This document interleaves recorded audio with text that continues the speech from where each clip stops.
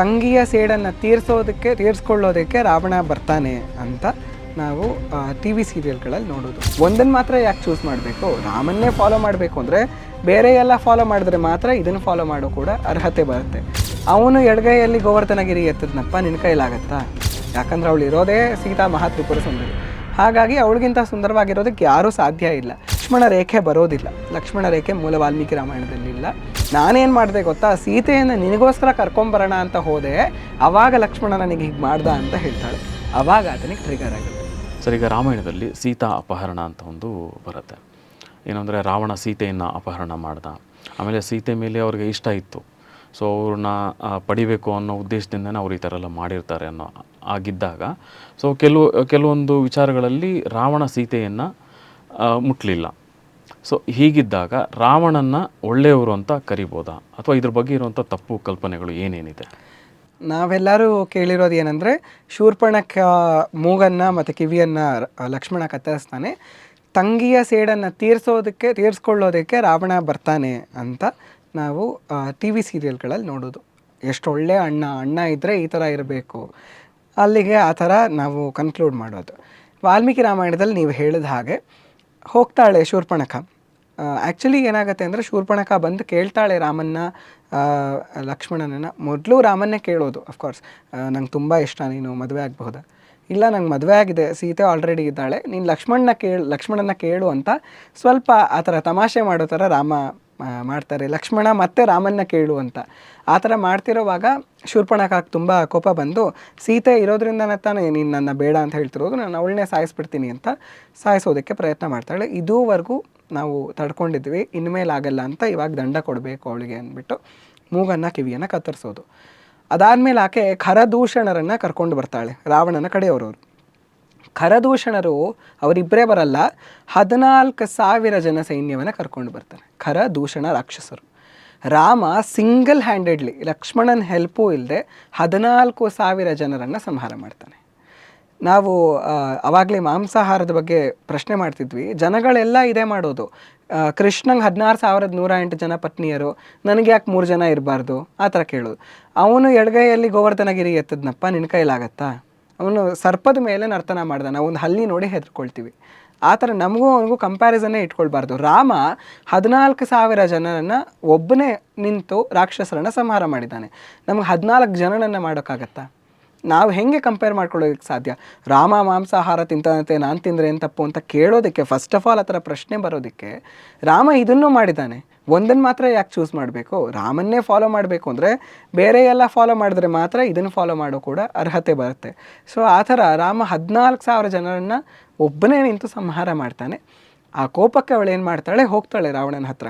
ಹೋಗಿ ಎಲ್ಲ ಹೇಳ್ತಾಳೆ. ಮೊದಲು ಹೇಳ್ತಾಳೆ, ನನ್ನ ಮೂಗನ್ನು ಕಿವಿಯನ್ನು ಕತ್ತರಿಸ್ತಾ ಅಂತ. ಅಷ್ಟೊಂದೇನು ರಿಯಾಕ್ಷನ್ ಇರಲ್ಲ ರಾವಣನ ಕಡೆಯಿಂದ, ಸರ್ಪ್ರೈಸಿಂಗ್ಲಿ, ಮೂಲ ರಾಮಾಯಣದಲ್ಲಿ.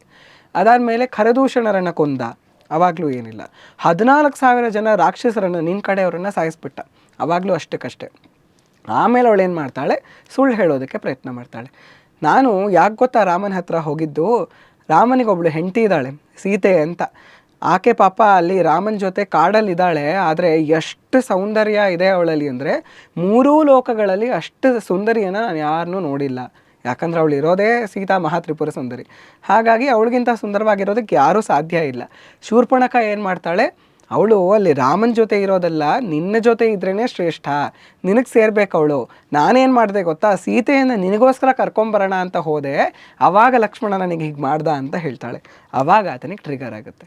ಓ, ನನಗೋಸ್ಕರ ಹೋಗಿದ್ಲು ನನ್ನ ತಂಗಿ, ನನಗೋಸ್ಕರ ಆ ಸೀತೆಯನ್ನು ಪಡ್ಕೊಂಬರ್ಬೇಕು. ಆಮೇಲೆ ಇನ್ನೂ ಹುಬ್ಬಿಸ್ತಾಳೆ, ಸೀತೆ ಅಷ್ಟು ಚೆನ್ನಾಗಿದ್ದಾಳೆ, ಇಷ್ಟು ಚೆನ್ನಾಗಿದ್ದಾಳೆ.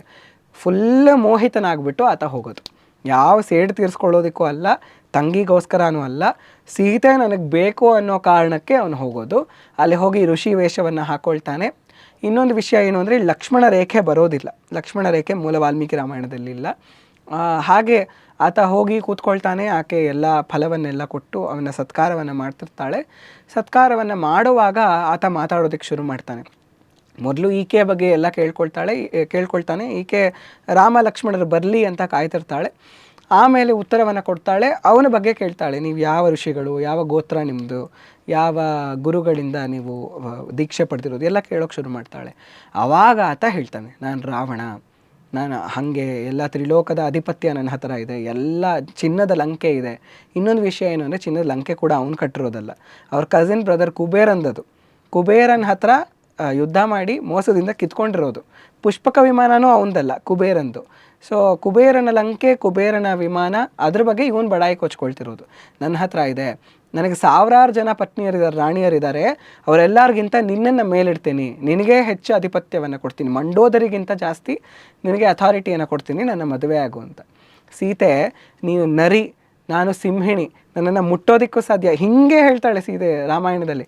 ನಾವು ಸೀರಿಯಲ್ಗಳಲ್ಲಿ ನೋಡ್ತೀವಲ್ಲ, ಅಯ್ಯೋ ಸೀತೆ ತುಂಬ ಪಾಪ, ಅವಳು ಮಾತಾಡ್ತಾನೇ ಇರಲಿಲ್ಲ, ತುಂಬ ಭಯ ಪಟ್ಕೊಳ್ಳೋಳು, ಹೆಂಗಸರ ಬಗ್ಗೆ ಮಾತಾಡೋಕ್ಕೆ ಬಿಡ್ತಿರ್ಲಿಲ್ಲ, ಅದೆಲ್ಲ ಸೀತೆ. ರಾಮಾಯಣದ ಸೀತೆ ತುಂಬ ಪವರ್ಫುಲ್ಲು, ಮಹಾಭಾರತದ ದ್ರೌಪದಿ ತುಂಬ ಪವರ್ಫುಲ್ಲು. ಹಾಗಾಕೆ ಹೇಳ್ತಾಳೆ, ನೀನು ನರಿ, ನಾನು ಸಿಂಹಿಣಿ, ನೀನು ಕಂಪೇರ್ ಮಾಡ್ತಿದ್ಯಲ್ಲ ನನಗೆ, ನಾನು ನಿನಗೆ ಸಿಗಬೇಕು ಅಂತ.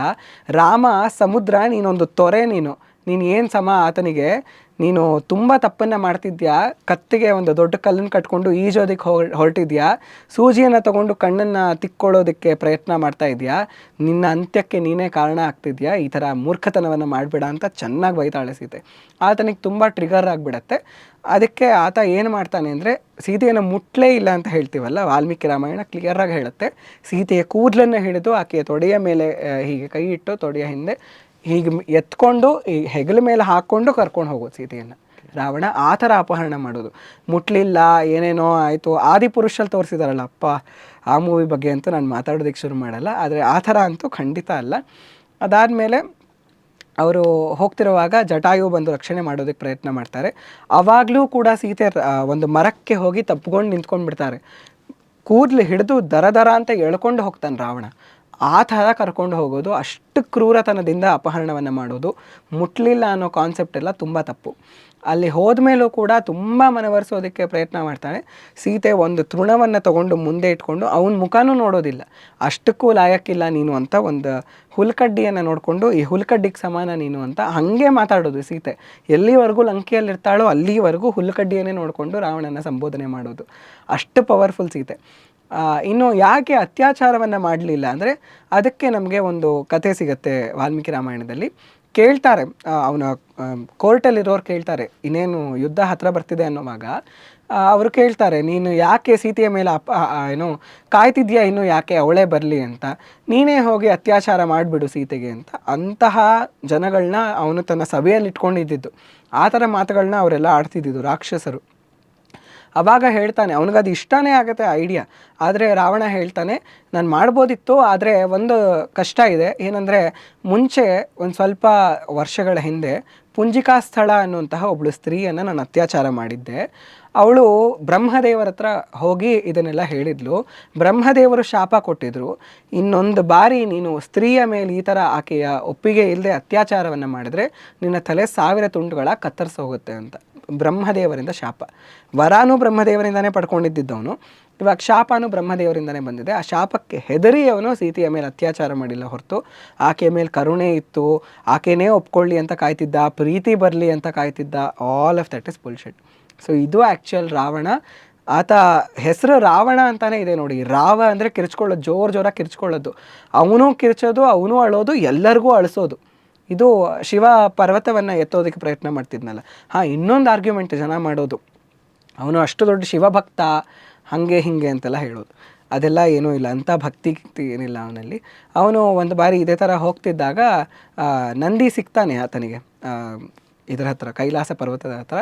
ಆವಾಗ ಇಲ್ಲಿ ನೀನು ಎಂಟ್ರಾಗೋ ಹಾಗಿಲ್ಲ, ಇದು ಶಿವನ ಸ್ಥಳ, ಶಿವನ ಕ್ಷೇತ್ರ, ಹಾಗಾಗಿ ನೀನು ಇಲ್ಲಿ ಬರೋ ಹಾಗಿಲ್ಲ ಅಂತ. ನಂದಿಗೆ ಆತ ತುಂಬ ಅಪಮಾನ ಮಾಡಿಬಿಡ್ತಾನೆ. ಕೋತಿ ಥರ ಇದೆಯಾ, ವಾನರ ಥರ ಇದೆಯಾ ನೀನೇನು ನನ್ನ ತಡೆಯೋದು?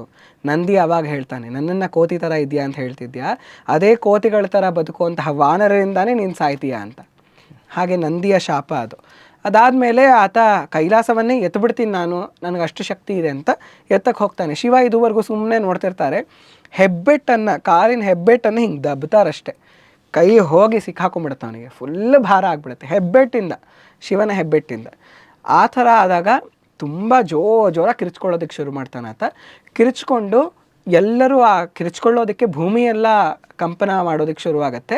ಆವಾಗ ಕಾಡಿನ ಪ್ರಾಣಿಗಳೆಲ್ಲ ಹೆದರ್ಕೊಂಡು ಅಳ್ತವೆ. ಅವಾಗ ಆತನಿಗೆ ರಾವಣ ಅನ್ನೋ ಹೆಸರು ಬರೋದು. ಅದಕ್ಕೆ ಮುಂಚೆ ಅವನ್ನ ದಶಗ್ರೀವ ಅಂತ ಕರಿತಿರ್ತಾರೆ. ಇವಾಗ ಅವನಿಗೆ ರಾವಣ ಅನ್ನೋ ಹೆಸರು ಬಂದಿದೆ.